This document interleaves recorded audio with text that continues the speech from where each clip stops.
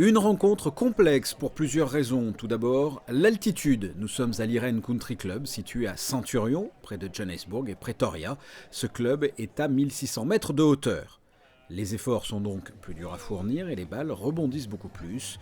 Complexe également parce que c'est une surface rapide qui convient mieux aux joueurs sud-africains.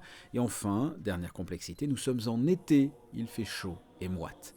Le premier match oppose le Sud-Africain numéro 1, Eric de Wurst, 170e à l'ATP, face au numéro 2, le représentant monégasque Romain Arneaudo, 21 ans, 528e joueur mondial.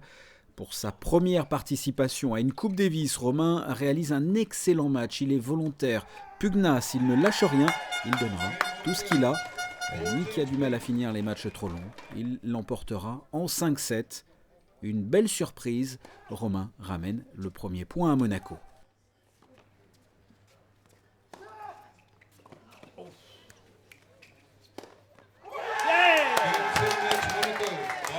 Je suis super fier de moi parce que j'ai toujours eu du mal à finir des matchs en 3-7 parce que j'avais des problèmes physiques.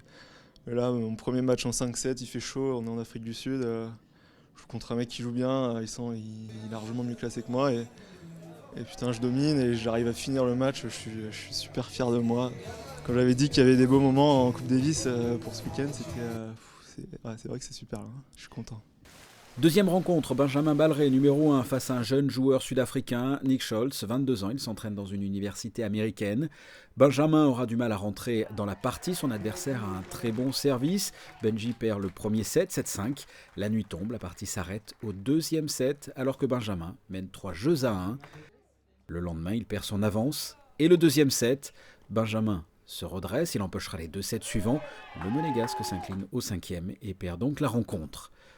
Un partout entre les deux pays. Place au double, d'un côté Thomas Auger et Guillaume Couillard, et de l'autre une paire sud-africaine, dont un des joueurs, Raven Clarkson, vient quelques jours plus tôt de se hisser jusqu'en finale du double à l'Open d'Australie. Il est en pleine forme. Les Monégasques ne peuvent pas faire grand-chose malgré une très belle remontée. Guillaume et Thomas empochent le 3e et 4e set. Ça ne suffira pas, ils perdront le match également en 5-7. Le score 2 points à 1 pour les Sud-Africains. Monaco n'a plus le droit à l'erreur. Dimanche, les deux numéros 1 s'affrontent, Benjamin Balret et Eric de Wurst. Le Sud-Africain, joueur de surface rapide, mettra la pression constamment sur Benjamin.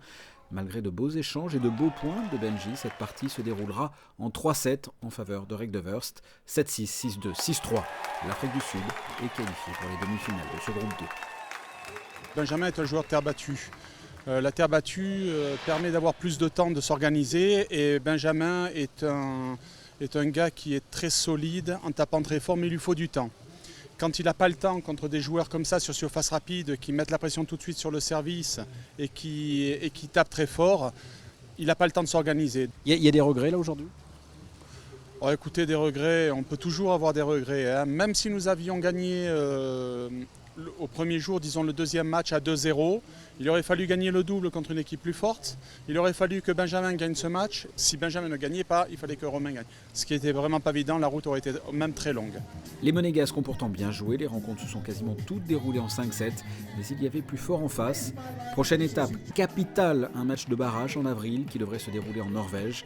Le vainqueur se maintiendra dans le groupe 2 et le perdant descendra d'une division pour évoluer dans le groupe 3.